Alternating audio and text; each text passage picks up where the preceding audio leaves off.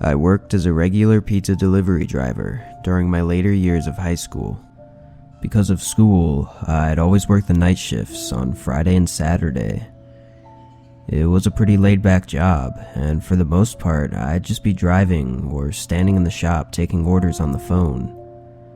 A couple of my friends worked there too, so I always had someone to talk to. Anyways, it was Friday night, and I'd just gotten back from my last break. The place closes at 1 a.m., so we usually stop accepting orders around 12, as we still have to clean and everything before we leave. It was 11:30, but I figured I'd get a head start on the cleaning just to pass the time. Me and my other two friends were the only ones working that night, and one was finishing up a delivery and the other just went on break after I got back. A couple minutes into cleaning, the phone started ringing, so I picked it up and asked how I could help them. There was an older man on the line, and he asked if we were still open for deliveries. I told him yeah, but we aren't taking any large orders. They said that was okay, and asked for a regular pizza and gave me the address to deliver it to. About 15 minutes later, the pizza was ready and I boxed it up and got in my car. The address was a little more than 10 minutes away, and I was probably halfway there when I pulled up behind another car stopped at a stop sign on an empty road. I waited for a few seconds, looking around to see why he was stopped for so long. Then I honked my horn gently, assuming that he'd just fallen asleep or something. The car still didn't move, so I started to pull around him, but of course just as I did that, he pressed on the gas and jolted forward down the road. I was a little bit annoyed, but I figured it was just some guy being a dick for fun, so I continued down the road. But a couple minutes later, I passed that same car pulled over on the side of the road with its headlights off. I got a really uncomfortable feeling passing them, like something didn't feel right about it. I checked my mirrors for the rest of the way to the house to make sure he wasn't trying to follow me. Finally, I turned down the address's long driveway that went between a forest of trees. I pulled up to the front of the house and put the car in park.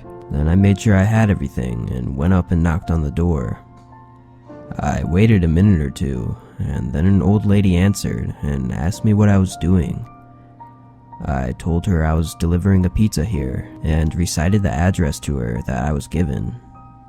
She said that nobody here ordered a pizza, and I could tell she felt bad for me. I just thanked her and went back to my car. This wasn't the most uncommon thing to happen, as some people would do it as a prank or just give the wrong address on accident. I figured I'd get out of the lady's driveway, then call my friend to have them call the number back and confirm the address. So I started making my way out of the driveway. But as I was making my way down, bright headlights blinded my view from ahead of me. It was so bright, I knew it had to be a car coming towards me, so I quickly pressed on the brakes. I waited for the car to turn off the lights or turn their car around, but after waiting for a little bit, I figured they weren't going to move. I wasn't sure exactly what to do, as I could barely see and I knew the driveway was thin, so there was no way I could get around them. I decided to just wait and see what they do first, as I didn't really have any other options. A whole minute went by, of both of us just sitting there, before they turned their lights completely off. I waited for my eyes to readjust to the darkness, then looked ahead to see where their car was, but I couldn't see it. I put the car back in drive and slowly began making my way down, being cautious in case the other car started coming down the driveway again. A few seconds later, I see the car with all its headlights off parked in the middle of the path. I recognized it as the same one that was parked at the stop sign. I guess he had followed me without me noticing. I couldn't see through the windows in the dark, so as I sat there, I started to get pretty anxious and worried that there could be multiple people in there with bad intentions. Then the front driver door opened, and a man got out and began making his way towards me. Halfway to my car, he stopped and began waving at me as if he wanted me to pull up next to him. At this point, I'd be lying if I didn't say that I was really starting to freak out. I tried my best to pretend to be calm though, and rolled the car next to him. To my surprise, when I pulled up, he didn't say anything to me. He didn't even look at me, as he started walking around my car and eventually stopped right behind me by the trunk of my car. I looked in my rear view mirror, trying to figure out what he was doing and why he was just standing there. A few moments go by as I'm looking at this man, when I suddenly come to a realization and turn my head around to the front. The other 3 doors of the car swing open and 3 more men start sprinting towards my car. My adrenaline started pumping, and I stomped on the gas, flooring it and almost hitting one of the men as I turned my car off the driveway. I swerve around their car, nearly hitting several trees before making it back onto the path and eventually out onto the main road. There was nobody else on the road at this time, so I could clearly see in my mirror when the car pulled out onto the road and started making its way towards me. I figured they weren't going to stop unless I could get somewhere that wasn't so isolated, but after 30 seconds, the men turned down a side road. I made it back to work and immediately told my friends what happened. They both convinced me to call the police to at least report it, even though I wasn't able to give much helpful information. An officer came down and I gave an official statement on the incident, and then they left just before we closed. I was surprised to get a call the next day saying that 3 of the men had been arrested after attempting to rob another car later that night in the same exact driveway that I was in. The men were caught when the lady called the police after having 2 more people try and deliver food to her that she didn't order. I guess they were using that driveway to lure delivery drivers in and rob them on the way out, since it was a narrow, isolated driveway surrounded by forest. Unfortunately though, the 4th man was able to run through the trees and make it out, and I never received any updates on him in the following days, so I'm not sure if he was ever found. The old lady said though that she was unaware and had never seen them in the driveway before that night. It's pretty crazy that this happened to me, but I'm also proud of myself for how quickly I reacted and how I was able to make it out unharmed. It definitely made my job more stressful though, and soon after I was able to change my shifts to only working during the day on the weekends. I really hope that last guy got caught though, because who knows how many more people could be in those horrifying situations due to his escape.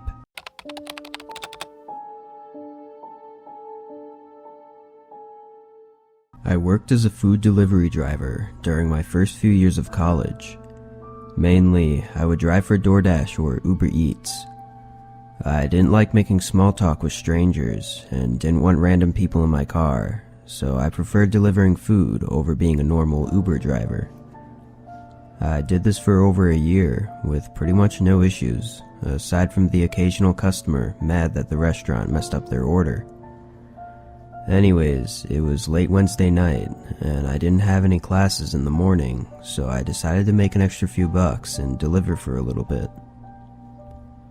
I did 4 or 5 quick orders, and ended up about 20 minutes from my dorm. It was about 1 AM now, and I figured I should probably end it there and head back. The way the delivery apps work is pretty much you just drive around and wait for a random order to pop up, and then it'll give you an estimate of how much you'll make and how far it is. Then you either accept or decline it. On my way back, I left the app running just in case there was a really quick delivery nearby. I got a few requests, but they were a bit too far and didn't seem worth it to me. But then another one popped up just as I was pulling into my dorm. It was about 12 miles away, but the payout was really big. I'd never seen anyone offer that much money before. I gave it some thought, as it was pretty far, but it was too much money to pass up. I accepted the offer and started the directions to the restaurant. A few minutes later, I arrived and pulled up their order so I could make sure I picked up the right stuff. As I walked through the doors, I noticed the customer had only ordered 2 items, and the total was only over $6. This was really unusual. as typically the high-paying orders are because of large deliveries of expensive food. This meant that they were just giving me a really big tip. I got the food and went back to the car. During the drive there, I was really just trying to understand why they would give such a big tip for such a small order. It was a little weird, but honestly, I just came to the conclusion that it was either just a mistake or they were trying to be kind. Although 12 miles wasn't too far from my campus, I had actually never been to this area. It was really nice, with mostly gated-off neighborhood communities and huge houses. Luckily, their house wasn't gated, and I was able to just pull into the neighborhood. I looked at the homes as I passed by, and realized that the tip money made a lot more sense now. The street was long though, and I was just a couple minutes from the house when the customer sent me a text through the app. They told me to make sure I delivered the food to the right address when I pulled up. I figured maybe the map showed his neighbor's house or something, so when I arrived, I sent him a text with a description of the house and asked if that was the right one. He replied no, and I waited for a little bit, expecting him to describe his house for me, but he never did. I sent him another text describing his neighbor's house, to which he replied no again. I was starting to get pretty annoyed with this guy, and tried calling him instead, but he refused to answer. He would ring a few times, and then he'd decline the call. I looked at the address again, and then copy and pasted it into Google to try and look it up there. Doing this, I actually noticed that the number for the address wasn't a regular number. It had a subset of numbers on it. I'd never seen this before, and wasn't even sure what it meant, so I searched the address on Google and looked at the results. When I zoomed in on the map, I saw that the address actually pointed to a spot right in between the two houses. Zooming in further, it looked like there was a really small garage, or maybe even a shed. It was barely visible. I looked up from my phone and moved my eyes to between the two houses, and sure enough, there was a small garage-like structure. It was just a few feet from the main house that my delivery app brought me to. I honestly wasn't sure what to expect, or why someone would even live there, but I already came this far, so I wasn't about to walk away now. So I got out and started heading over. As I walked up the driveway, I could clearly see what the place was. It was pretty much just a large storage garage, probably meant for keeping an old car or something. I didn't see any normal door though, so I put the bag down by the garage door. As I began taking my phone out to take a picture for the app, a man came around the right side of the garage. I looked over at him, and he just stood still, staring at me. The guy was really creeping me out, so I said, "It's right here for you, sir," as I pointed at the bag and slowly started walking away. Then he replied, telling me that this wasn't where he wanted me to drop it off. I turned around and noticed that he was still standing in the same spot.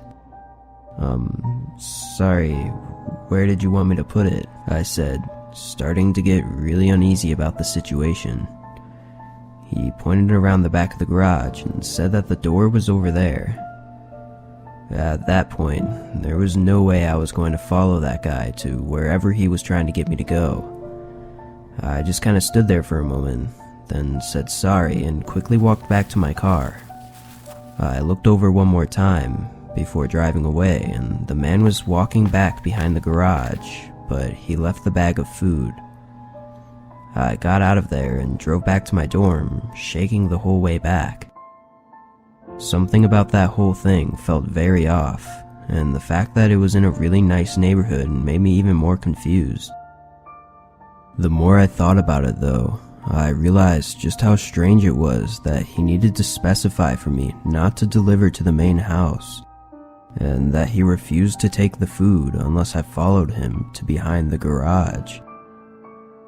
I'd never had to call the police before in my whole life, and I ended up not calling them this time either, as I really wasn't sure if maybe he was just some weird harmless guy. Anyways, it freaked me out for a few days, but eventually I got over it and continued doing deliveries in my spare time. Nothing else happened, though a couple weeks later I had another big order pop up on my app, and the area of delivery was the same. I obviously declined it, but I couldn't help but think about whoever ended up accepting that order and what happened to them during their delivery.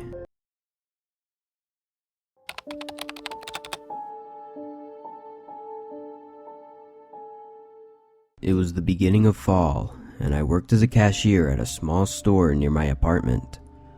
My usual shift ended at 9 p.m., and then I'd usually go do food deliveries for a couple of hours before heading home. I actually enjoyed doing deliveries at night, as the roads weren't busy and most other delivery drivers would work during the day and would take all the orders, so I'd actually get more orders to do at night. Anyways, I had just gotten out of work and set up my app to get ready to do some deliveries. The first one that came in was quick and only took about 15 minutes. Then I waited for a few minutes before the next order came in. It was a good payout and the delivery address was 20 minutes away from where I was. I headed over to the fast food restaurant to pick up their food, then started making my way over to the house. The town I live in isn't too big and has a lot of empty plots of land. There's the main center of town, which is where my apartment is, and most of the restaurants. Then about 10 minutes out, there's a lot of farmland and the houses are much more spread out. Almost all of the deliveries I get are within the town area, but every once in a while I'll get a delivery further out into the farm area. I assumed this was going to be a farmhouse since it was 20 minutes away. However, the app said that the address was located in a small neighborhood area just off of a small highway. I didn't like delivering to isolated farmhouses at night, as it just kind of creeped me out, so I was happy to be delivering to a neighborhood home. Once I got off the highway, I turned left and started making my way down the road toward the neighborhood. But almost immediately, I got a call from an unknown number. I declined it as I thought it was just a scam, but just a few seconds later they called again. Figuring it was probably the customer, I accepted it. "Hello?" I asked. A few seconds went by with no response, so I just hung up. But then again, just a few moments later, the same number called me. I answered, and almost immediately a guy speaks and tells me I turned the wrong way. I asked him what he meant, as I had the map up and it says that I'm going the right way, but he said his address gets messed up on the delivery app and that he always has to call and let the drivers know where to go. I said okay and asked him how to get there. He told me that when I got off the highway, I needed to take a right from that road, then take the third left. He mentioned it was a gravel path that led to his farmhouse at the end. I told him I'd be there in a few minutes and turned the car around. I've had multiple customers call me before to tell me that the address was a little off, or to give me directions on unnamed roads, as it was pretty common out here, so I honestly didn't think much of it.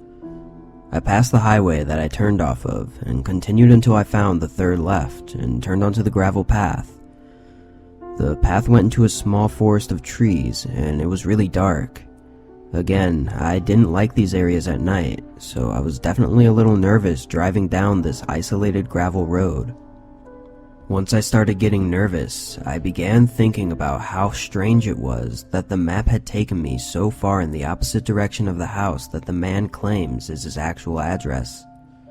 I tried to bury those thoughts, assuring myself that I was just overthinking it because I was nervous.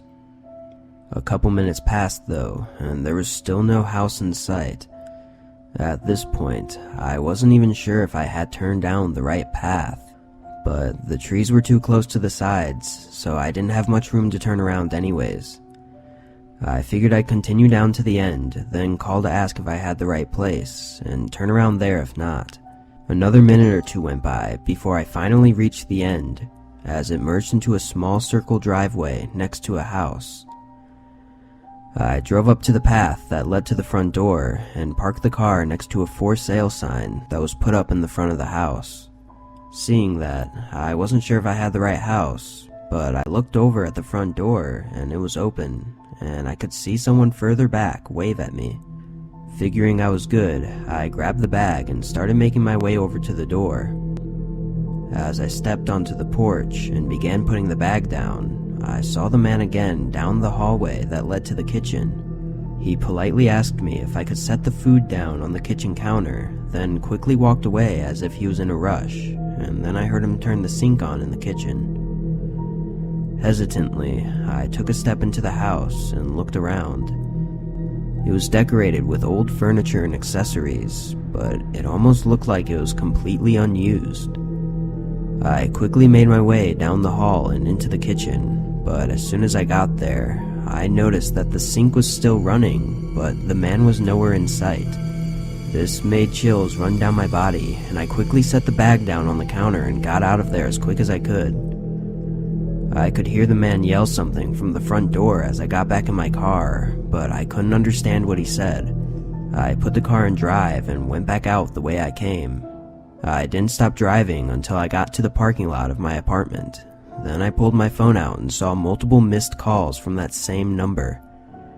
I blocked the number, then opened the delivery app so I could end my deliveries for the night. But that's when I noticed that I had messages from the customer through the app, telling me that I had turned the wrong way and that I was at the wrong house. I went into shock for a moment, realizing that the man that had called me wasn't my actual customer, and the house I was in was just some stranger's house. I called the police immediately and reported everything to them. An officer came to my apartment to go over more details soon after. I had no idea how this man could have known that I was doing a delivery and had been able to see my location. The officer said that my phone had likely been hacked and that the man was probably monitoring everything that I was doing. Hearing this made me really uncomfortable. As if all of that wasn't bad enough, the next day I was informed that the house I was at was actually vacant, as it was for sale by the owners who had moved out months ago. The man had apparently gotten in through an unlocked window in one of the rooms. As of right now, they still haven't found anything significant that could lead to finding the man, which makes me feel really unsafe. I don't know for sure what the man was trying to do, but I think it's a pretty good assumption that he was probably planning on kidnapping me, or maybe even worse. I try not to think about it too much, but I can't help but go over all of the horrible things that could have happened on that night.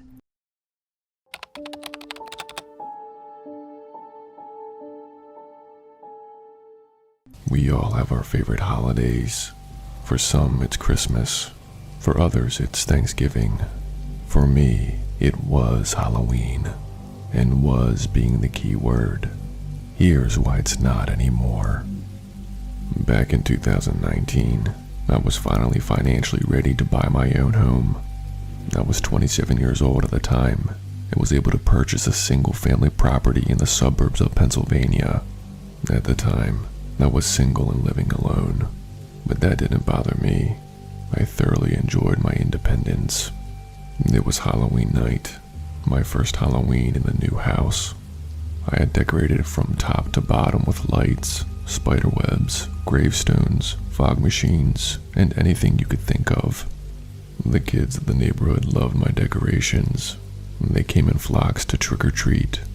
Even their parents would come up to the porch and say what a great job I did. Anyway, I was sitting on my front porch, drinking hot apple cider. It was almost 10 p.m., and the trick-or-treaters had died down significantly.